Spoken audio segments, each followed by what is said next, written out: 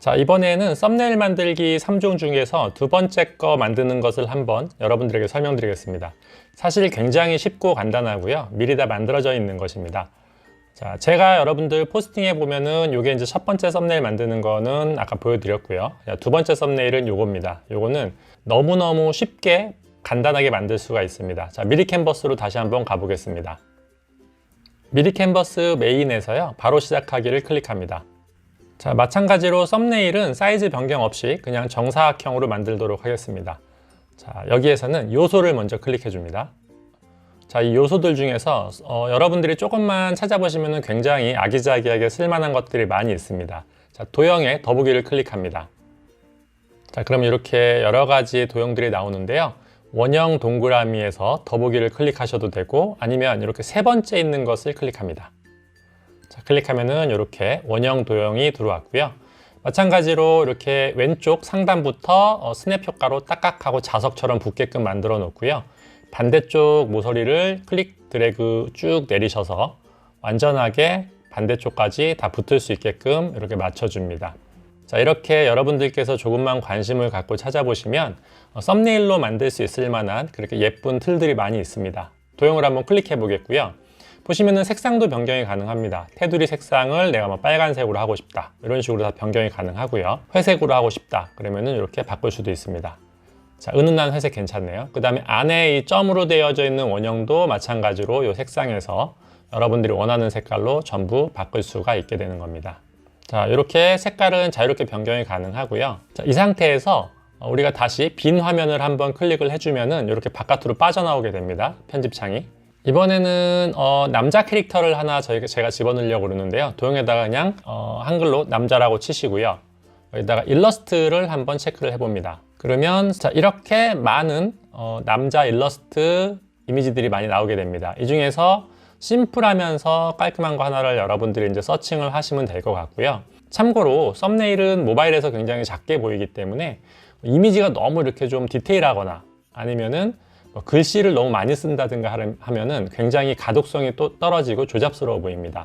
그래서 여러분들께서 썸네일용으로 만들 어떤 이런 캐릭터들은 굉장히 심플한 것들로 선택을 하시는 것이 좋습니다. 자, 이렇게 아래쪽으로 쭉쭉 내려보다 보면 제가 이렇게 예제로 드러났던 거하고 똑같은 이 일러스트가 있습니다. 이렇게 조금만 더 아래로 내려볼게요. 자, 저는 이 일러스트를 클릭을 해가지고 집어넣고요. 자, 이것도 마찬가지로 이렇게 리사이즈를 할 수가 있습니다. 모서리를 잡아서 클릭 드래그 앤 드랍 방식으로 리사이즈를 할 수가 있고요. 가운데다가 이렇게 딱 놓으시면은 마찬가지로 이렇게 선이 보이기 때문에 여러분들께서 중앙 정렬, 그 다음에 가운데 정렬 이걸 맞출 수가 있는 겁니다. 이거를 상단으로 이렇게 올려 놓으셔야 되겠죠. 이렇게 놔두시고요.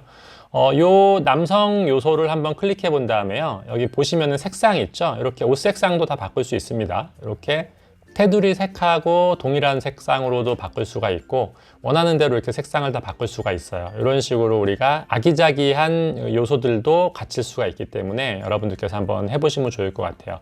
머리 색깔도 만약에 나는 뭐 노란색으로 하고 싶다, 그죠? 머리 색깔을 뭐 검정색으로 하고 싶다, 전부 다 바꿀 수가 있겠죠.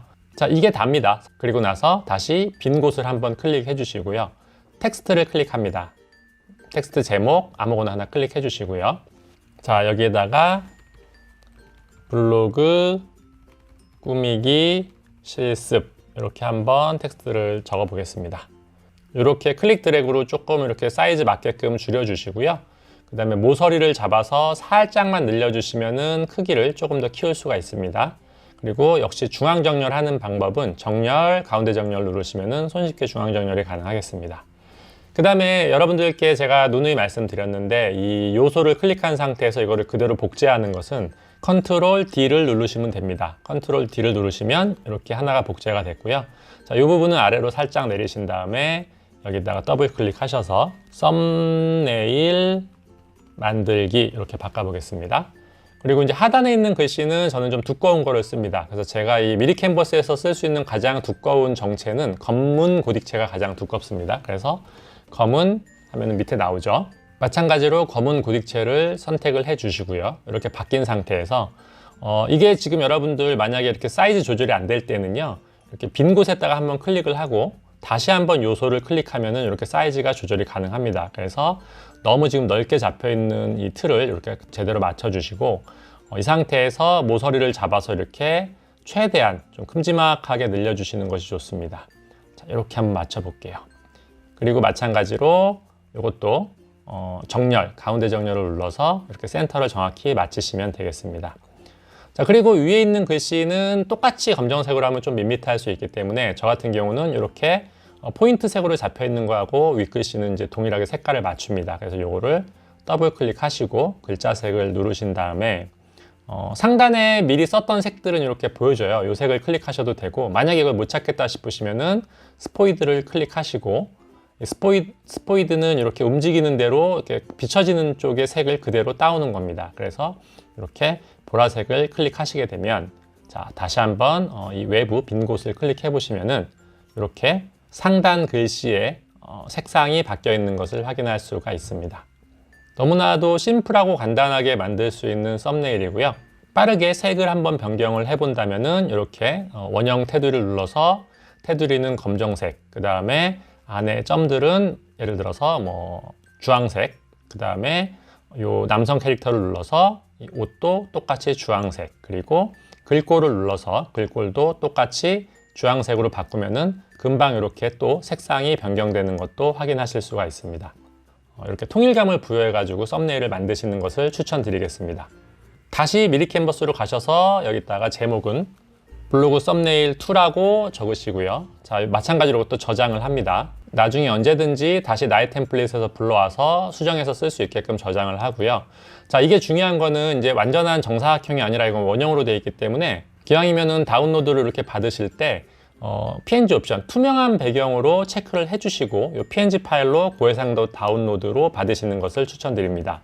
자, 이렇게 두 번째 썸네일도 같이 한번 만들어 봤습니다.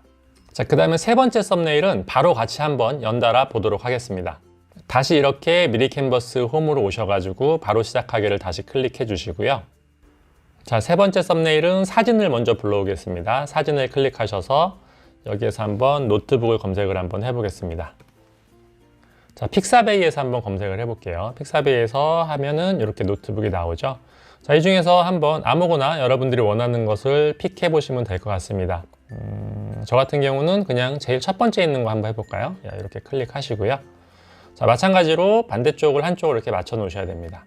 이렇게 좌측 상단을 먼저 맞춰 놓으시고, 자, 이번에는 이게 그 정사각형인데 이미지는 직사각형이기 때문에 이렇게 만드시는 게 아니라 완전히 전체가 다 덮을 수 있게끔 하단까지 다 갈 수 있게끔 이렇게 이미지를 최대한 하단까지 늘려주셔야 됩니다.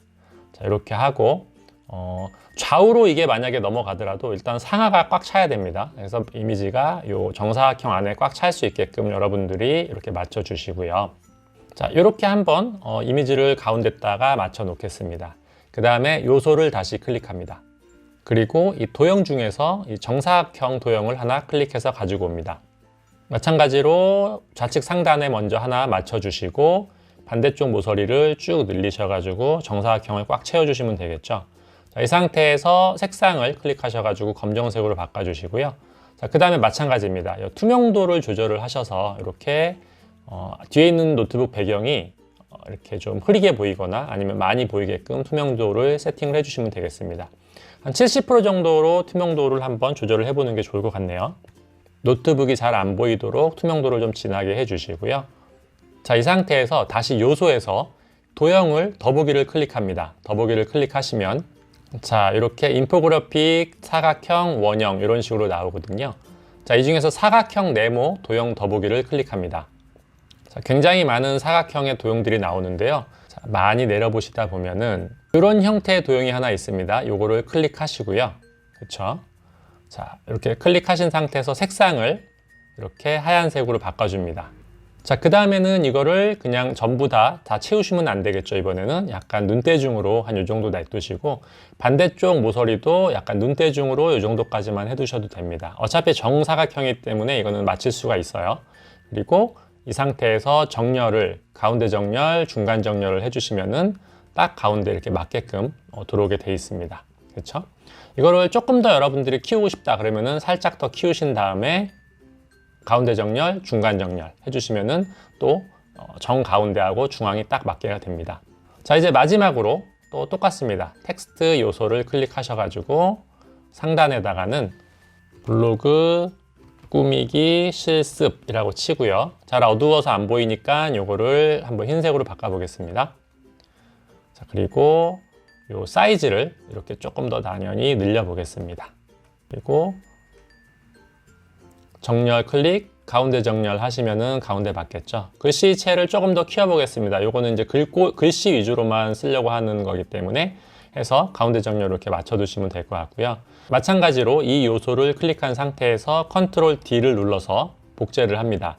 자, 그리고 아래쪽으로 살짝 내리시고 더블 클릭하셔서 썸네일 만들기 이렇게 수정을 하겠습니다. 빈 곳을 한번 클릭해 주시고 다시 썸네일 만들기를 클릭하신 다음에 글꼴을 검은 고딕체로 한번 바꿔보겠습니다. 검은 고딕체로 바꾸고요. 자, 그리고 클릭 드래그로 이렇게 옮겨주시고 자, 요 모퉁이를 잡아서 최대한 크게 쭉쭉 늘려주시면 되겠습니다.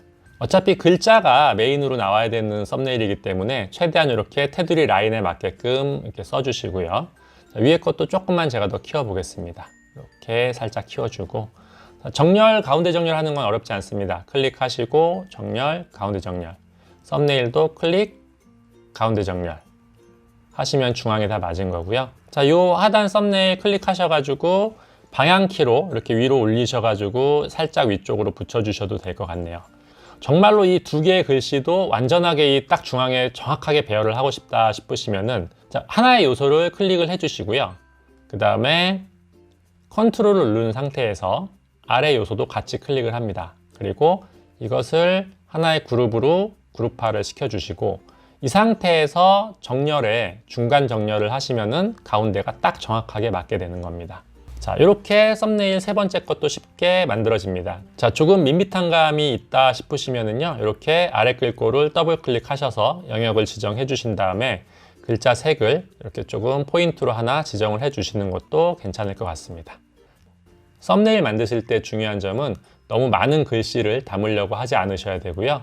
그 다음에 디자인을 너무 과하게 꾸미시면 안 됩니다. 그냥 간단하고 심플하게 꾸미시는 게 가장 좋은 썸네일이라고 보시면 되겠습니다. 자, 이상으로 썸네일 만들기 3종도 모두 설명을 드렸습니다. 자, 이렇게 해가지고 여러분들의 블로그, 홈페이지형 블로그로 세팅하는 것과 그 다음에 이렇게 깔끔하게 썸네일을 통일화시키는 거에 대한 강의를 모두 마쳤습니다. 자, 여러분들께서 포스팅을 하실 때 조금씩만 관심을 기울여 가지고 정성을 들이신다면요, 외관적으로는 누가 보더라도 아, 이 사람 블로그 관리를 좀 하고 있구나 라는 느낌을 받을 수 있게끔 꾸미실 수가 있으실 겁니다. 2021년도에 여러분들 블로그 관리 잘 하셔가지고 많이 활성화 시키시고 수익도 많이 창출하시기를 진심으로 바라겠습니다. 혹시나도 강의에 대해서 궁금하신 부분들이 있으시거나 문의사항이 있으신 분들은 자막으로 나가고 있는 주소로 문의를 주시면은 제가 또 친절하게 응대를 해드리도록 하겠습니다. 여러분들 새해 복 많이 받으십시오. 감사합니다.